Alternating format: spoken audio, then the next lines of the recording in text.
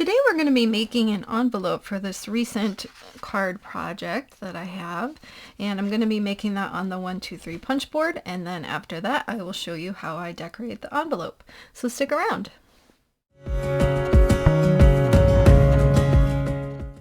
Hey crafty people, this is Ellen with EGI Designs, and thanks so much for stopping by.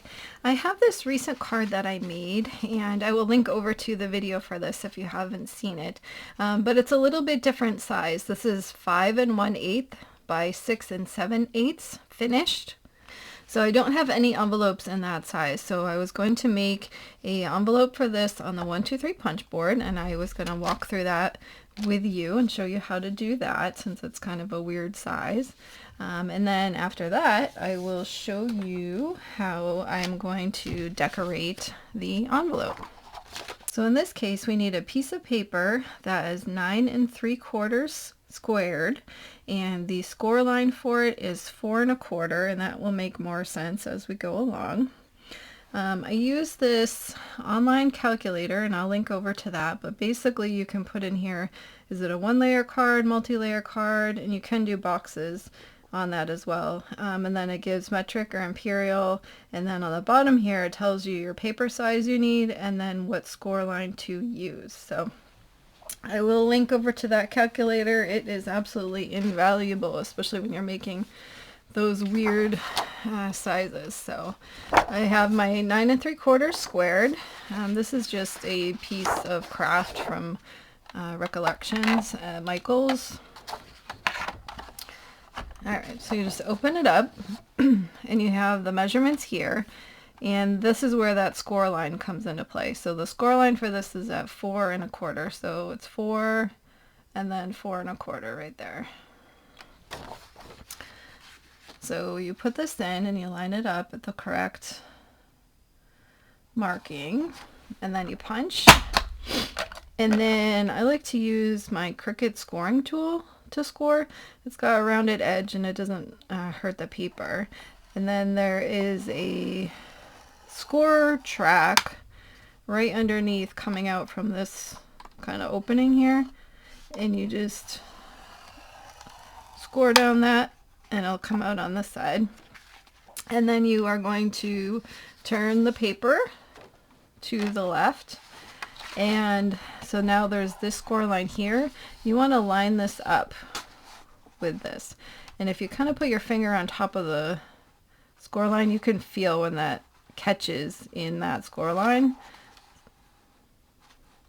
and it does line up with that mark there. So just gonna feel where it stops,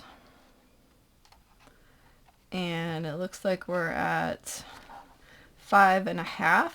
So on opposite sides the score line is the same, so if you remember that, then the next time we get around, if you remember 5 1/2, you can just line it up on 5 1/2 and not have to feel for that score line.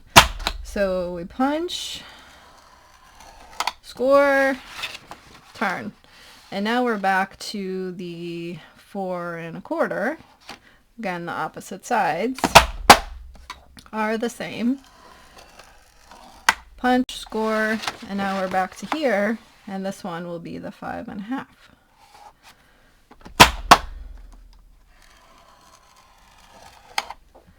Okay, so then we're all set with that.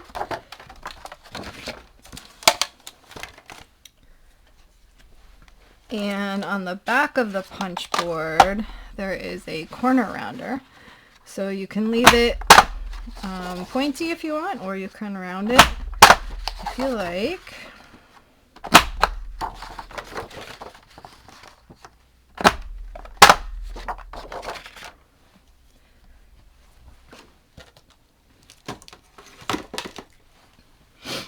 Alright, and then what I like to do before I proceed and go through all the effort of folding this up, I like to put the card on here and just make sure that we are inside of the perimeter of these score lines, which we are, so we are good to go. And then what you want to do is start folding and creasing those score lines.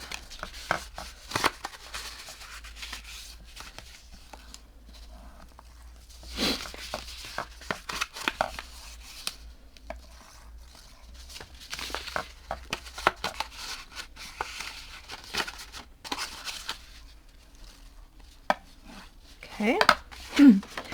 And then you would want to tape this.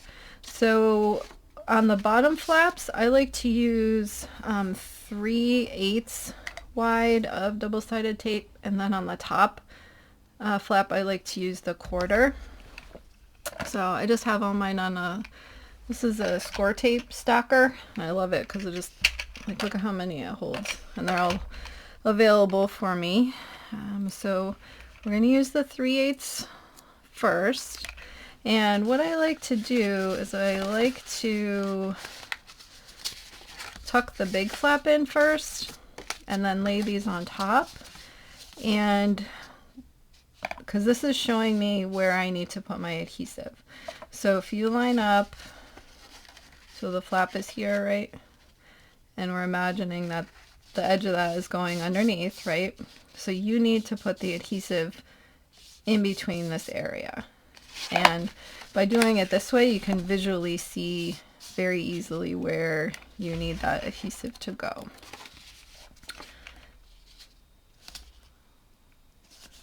I'm just going to put this on here, and I like to use coated scissors for this so that they don't get all like sticky and gross with the adhesive. These are from scrapbook.com.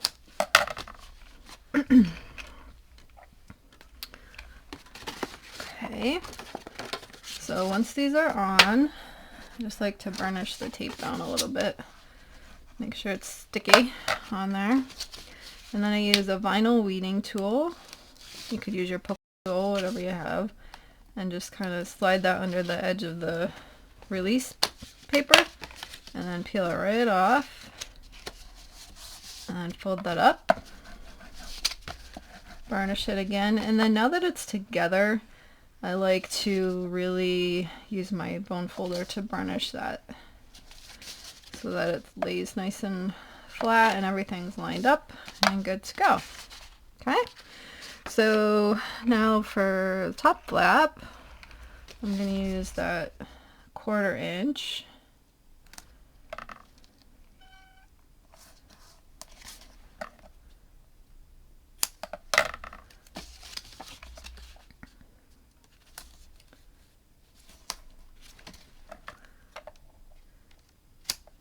Okay, and then because I'm kind of paranoid about my flap coming open, I don't know why, but anyway, I put a little piece right there.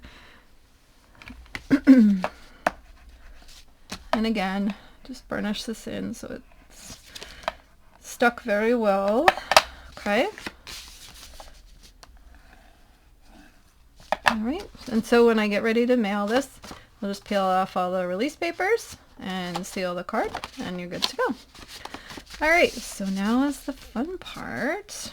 We get to decorate, and I have some new stickers from Studio Light. These are the Grunge butterfly, and I like that they're that, you know, the brown tones. So here's the repeat, so you get 6 different butterflies, and I'm gonna add one on the back and the front. These are just gorgeous. Let's see.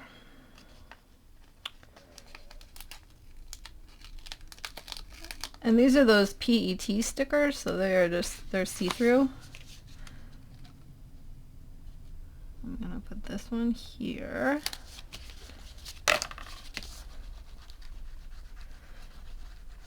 Just make sure it's sticky stuck on there.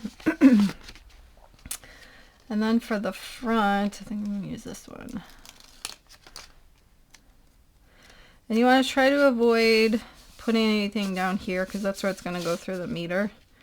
So you don't want it to rip your stickers off. So I'll put that here.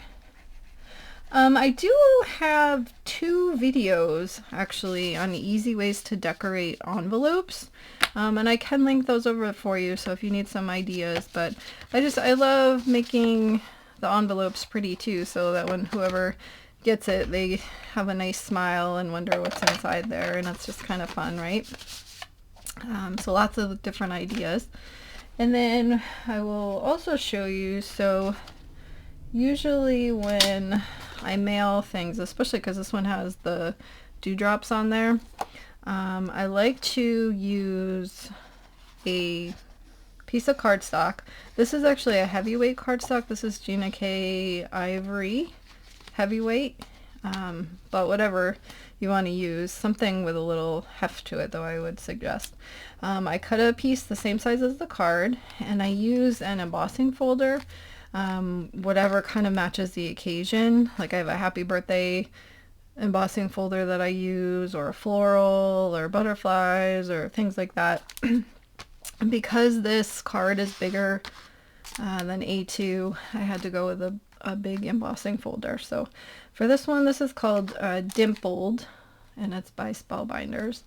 Thought that was just like a nice neutral pattern for that.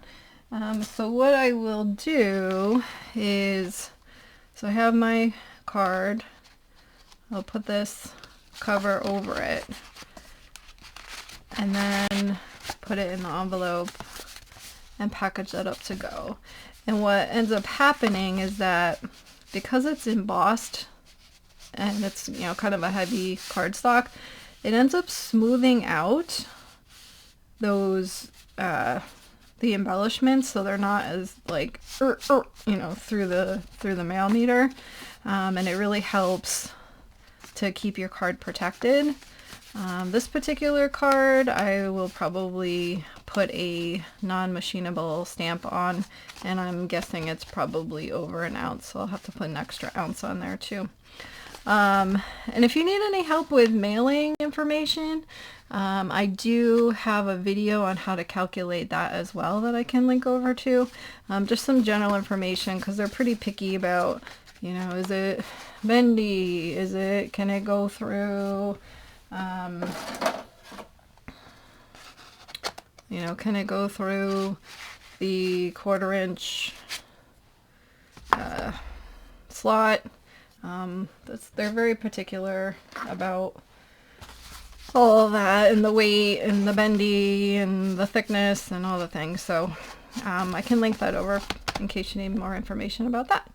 But here is our beautiful project, and I will put in the description box anything that I used today, and I will also list that over on my blog at egidesigns.com. And if you are watching on a television, I will put a QR code up top and that you can scan with your camera phone, and you have access to that supply list as well. If you want to hang around till the end, I will put, I have a punch board playlist. In there I list all of the different envelopes that I've made, so if you need help with another size, you can check that out and see if it's there for you. And then I will also put my card making playlist, so you can check out any of my card tutorials and get some additional inspiration there. Thanks so much for stopping by today, and until next time, like, subscribe, and all that jazz, and have an amazing day. Bye bye.